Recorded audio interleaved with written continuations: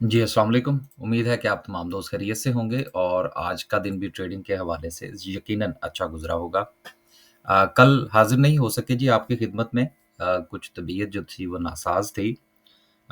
लेकिन यूट्यूब पर जो था वो मैंने पोस्ट जो था वो अपने असिस्टेंट से कह के डलवा दी थी, ताकि बहुत सारे दोस्त हैं जो इंतज़ार करते हैं, उनकी मेहरबानी है, तो उनको चलें थोड़ा-सा इंटीमेट हो जाता है। तो कल जो था वो फिर ग्रुप से भी छुट्टी थी जी। कल हमने कोई बाइंग-शाइंग कोई नहीं जो है रिकमेंड की, सिर्फ़ बैंक इस्लामी की कॉल मैंने जो था वो सुबह के वक़्त रिकमेंड की थी, कल की बात है। और उसमें कुछ प्रॉफ़िट टेकिंग के लेवल आइडेंटिफ़ाई किए थे, लेकिन उसके बाद फिर जो था वो तबीयत जो थी वो कुछ दुरुस्त नहीं रही। तो कल हमने छुट्टी की, वीडियो से भी छुट्टी की। आज माशाल्लाह से जी मार्केट ने 3000 पॉइंट्स जो हैं वो मज़ीद ऐड कर दिए हैं।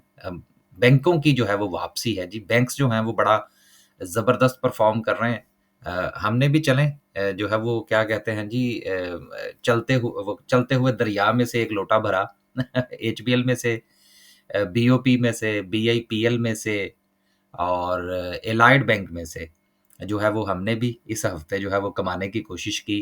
कुछ सूरत-ए-हाल जो है वो अच्छी रही हमारी माशाल्लाह से। बाकी गपशप जो है वो आगे से जो है वो चलती रहेगी इंशाल्लाह। 3000 पॉइंट्स जो हैं वो आज मार्केट ने मज़ीद ऐड किए हैं। सर्किट ब्रेकर की बात करें तो आज जी 14 कंपनीज़ जो हैं वो हमें अपर कैप पे नज़र आ रही हैं। जिसमें शुगर सेक्टर भी है, ट्रांसपोर्ट भी है, पावर भी है, बैंक्स भी हैं, स्टील भी है। बड़ा मिला-जुला सा रुझान जो है वो नज़र आ रहा है। एबीएल चलें, ये हमारी इन्वेस्टमेंट की कॉल थी। ये जो था ये अपर कैप हो गया। बीओपी जो है ये हम वैसे जो है वो परसों का लेकर चल रहे हैं। उसके साथ जो है वो आज हमारे हाथ जो 2 अपर कैप लगे हैं, बल्कि लगने तो 3 थे लेकिन लगे 2 हैं। उसमें एक हैस्कॉल का है, दूसरा जो है वो पीआईबीटीएल का है। तीसरा सांबा की कॉल थी हमारी एसबीएल की, वो कैप हुआ लेकिन उसके बाद फिर कैप खुल गया। तो सिलसिला जो है वो फिर वहीं पे रुका। लेकिन आज अच्छा रहा दिन माशाल्लाह से, बड़े अच्छे वॉल्यूम्स थे बैंक्स के अंदर ख़ास तौर पर और उन्होंने मार्केट को बड़ा सपोर्ट किया। लोअर कैप में अच्छी बात ये है कि कोई काबिल ज़िक्र कंपनी जो है वो मौजूद नहीं है। अब मार्केट ने देखें आज जो है वो आपको 3000 पॉइंट जो हैं वो दे दिए हैं। अब जब मार्केट ने आपको 3000 पॉइंट दिए हैं, शेयर्स की प्राइसेज़ ऊपर गई हैं, तो अब आपने अपनी स्ट्रैटेजी बनानी है। और आपको तो पता है कि हमारी ज़्यादातर कोशिश ये होती है कि हम फ्राइडे वाले दिन प्रॉफ़िट टेकिंग करती हैं। मिसाल के तौर पर आज हमने पीआईबीटीएल को बाय किया है। इसको अभी लेकर चल रहे हैं। इसके साथ जो है वो सांबा बैंक को हमने बाय किया, फिर ये कैप हो गया, लेकिन बहरहाल इसका कैप जो था वो फिर खुल गया। इसके साथ जो है वो हम नेशनल रिफाइनरी को लेकर चल रहे हैं। अ, पाकिस्तान रिफाइनरी को बाय किया, क्योंकि कल छुट्टी की थी ना, तो कल की कसर हमने आज की बाइंग में निकाली फिर। इसके साथ जो है वो पीएसओ जो है उसको भी हम सॉरी हेस्कोल को हमने बाय किया ₹15 11 पैसे पर। साथ में हमने फिर ये डिसाइड किया कि आज जो है वो हमने इनफ बाइंग कर ली है, सो लिहाज़ा कल जो है वो हम कोई नई बाइंग नहीं करेंगे और कल हमारा प्रॉफ़िट टेकिंग का दिन होगा। ये हमारी स्ट्रैटेजी है, गलत भी हो सकती है। मकसद क्या है? मकसद ये है कि मार्केट से फ़ायदा उठाया जाए, बढ़ती हुई मार्केट में प्रॉफ़िट टेकिंग करनी चाहिए, गिरती हुई मार्केट में प्रॉफ़िट टेकिंग नहीं करनी चाहिए। इसके साथ हमने पीएसओ को बाय किया 473 पर, इसको देखेंगे कि कहाँ पर जो है वो इसमें से एग्ज़िट लेना है। आज आपने थंबनेल पर भी एक बात जो था वो देखी होगी कि मार्केट किन लोगों के लिए नहीं है। ये उन दोस्तों के लिए नहीं है कि जो कोई भी बाइंग करते हैं, चाहे वो डे के पॉइंट ऑफ व्यू से करते हैं, स्विंग के पॉइंट ऑफ व्यू से करते हैं या इन्वेस्टमेंट के पॉइंट ऑफ व्यू से करते हैं।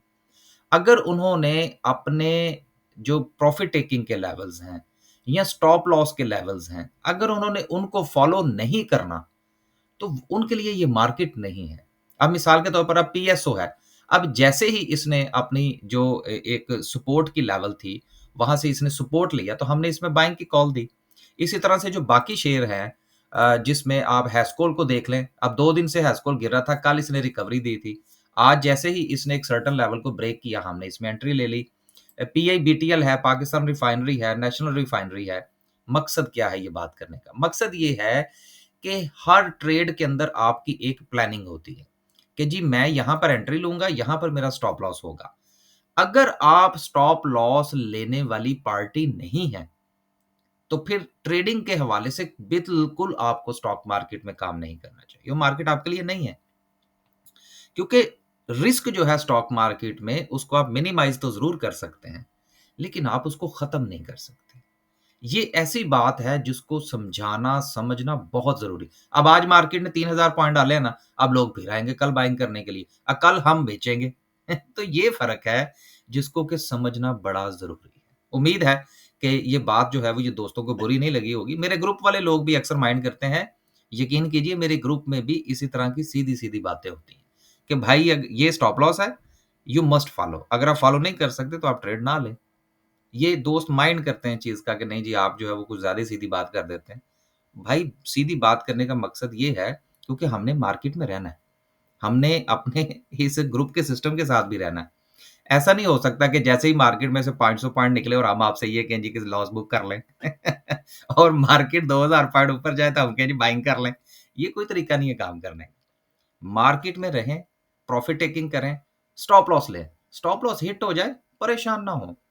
जिस बंदे ने स्टॉप लॉस खुशी से कबूल नहीं करना, वो प्रॉफिट टेकिंग के लेवल्स पर भी पोज़ीशन नहीं काटेगा। ये कन्फर्म है। चलते हैं जी आगे। इस तरह की बातें तो फिर हमारी हर रोज़ चलती रहती हैं। बैंकों के हवाले से माशाल्लाह से जी आज कमाल हो गया जी। चलें हमारे हाथ भी कुछ ना कुछ आ ही गया।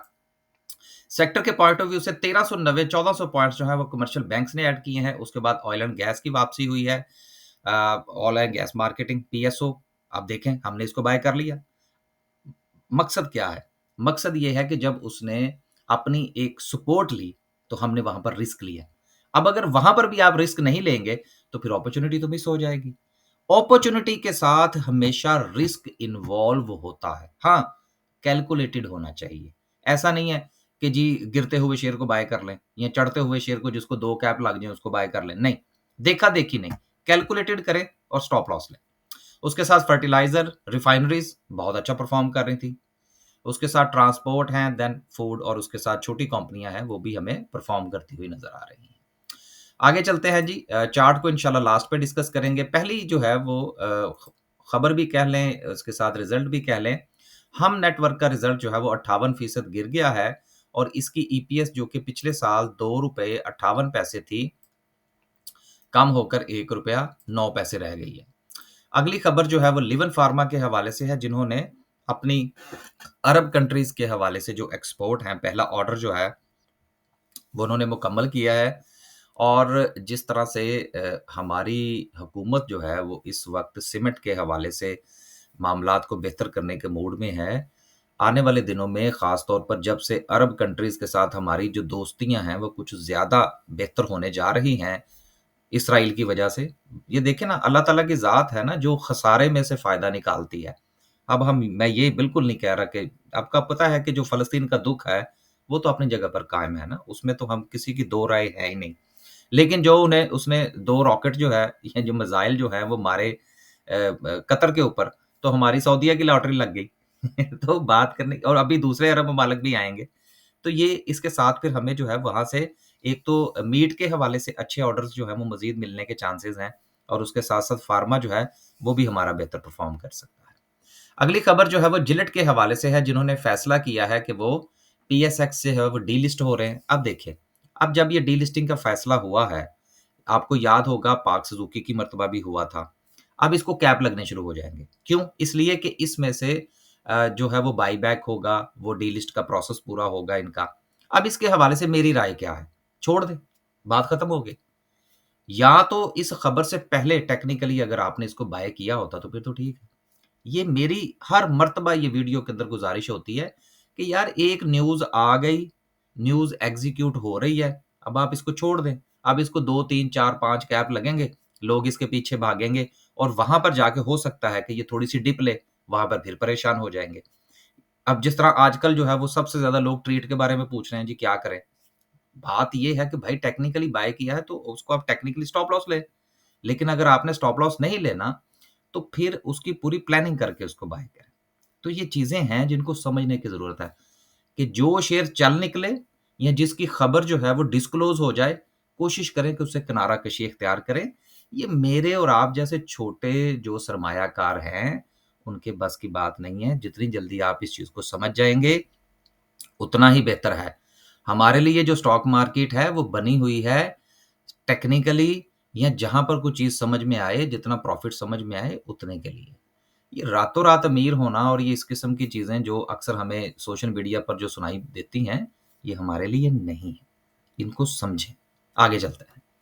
आगे चलते हैं जी, और अगली खबर जो है वो अ, पाकिस्तान पेट्रोलियम के हवाले से है, जिसकी सेल्स जो हैं वो 6% राइज़ की हैं पहले क्वार्टर के अंदर।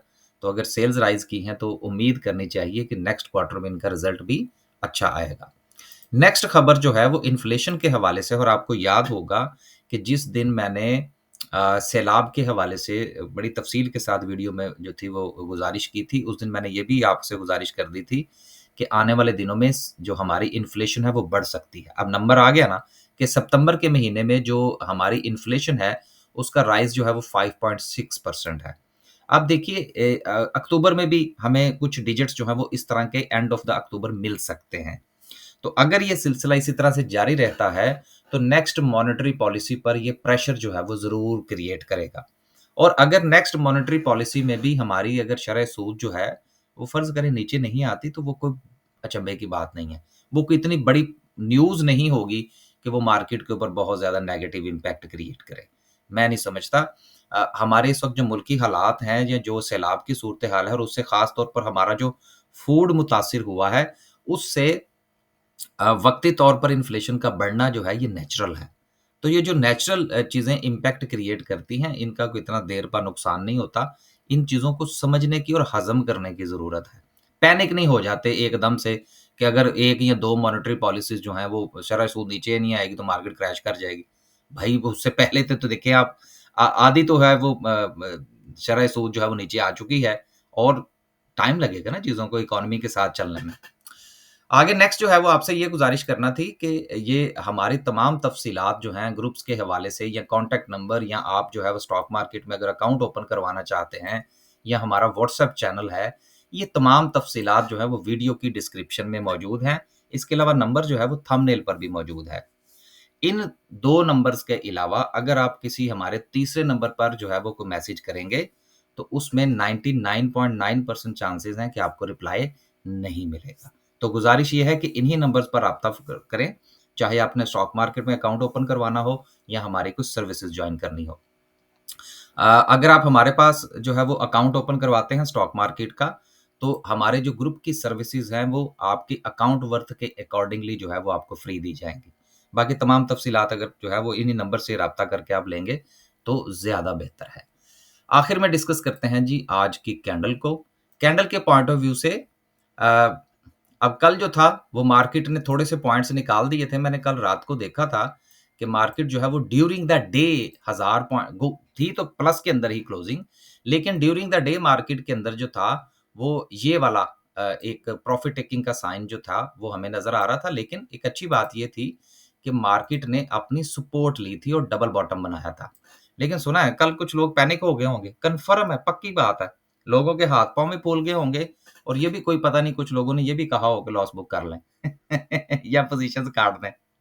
ये जो एक रवैया है ना, एकदम से पैनिक होने वाला, ये स्टॉक मार्केट के लोगों का नहीं होता। वो थोड़ा बर्दाश्त करते हैं लॉस को भी और प्रॉफ़िट को भी। राइट। हमने जो लेवल आपके साथ गुज़ारिश किया था परसों-तरसों की बात है, वो था 167 का ज़ोन, जो कि ये वाला बनता है। इसको मार्केट ने बड़े ही अच्छे वॉल्यूम के साथ और अच्छे मोमेंटम के साथ जो है, वो ब्रेक किया है। लिहाज़ा नेक्स्ट लेवल जो अब मार्केट के पास बनता है, वो अराउंड कोई 170,000 का ज़ोन बनता है, जो कि 1,70,000 से लेकर 1,71,000 तक का ज़ोन बन सकता है। मुमकिना तौर पर मार्केट जो है, वो यहाँ पर रेज़िस्ट कर सकती है। और ये भी चांसेस हैं कि यहाँ पर मार्केट जब रेज़िस्ट करे, तो आप प्रॉफ़िट टेकिंग ना कर रहे हों। इसलिए कल जो है, वो बेहतर ये है कि आप प्रॉफ़िट टेकिंग की तरफ जाएँ। आज अच्छा मोमेंटम मार्केट का बना है, इससे फ़ायदा उठाइए। बस जी, आज के लिए सिर्फ़ इतना ही। खुश रहें, आबाद रहें, अपने पोर्टफ़ोलियो का ख़्याल रखें, और एक चीज़ ज़रूर याद रखा करें, स्टॉक मार्केट में हर दिन प्रॉफ़िट का नहीं होता। स्टॉक मार्केट में हर दिन कामयाबी का नहीं होता। अच्छे दिन भी आएँगे, बुरे दिन भी आएँगे। और जब आप इन चीज़ों को एक्सेप्ट करना शुरू कर देंगे, और आप परसेंटेज वाइज़ वीक के एंड पर या मंथ के एंड पर देखेंगे कि आपके हाथ में क्या आया, लॉस, प्रॉफ़िट सारा कुछ काटने के बाद, तब कहीं जाके आपको आपकी मार्केट की समझ आएगी।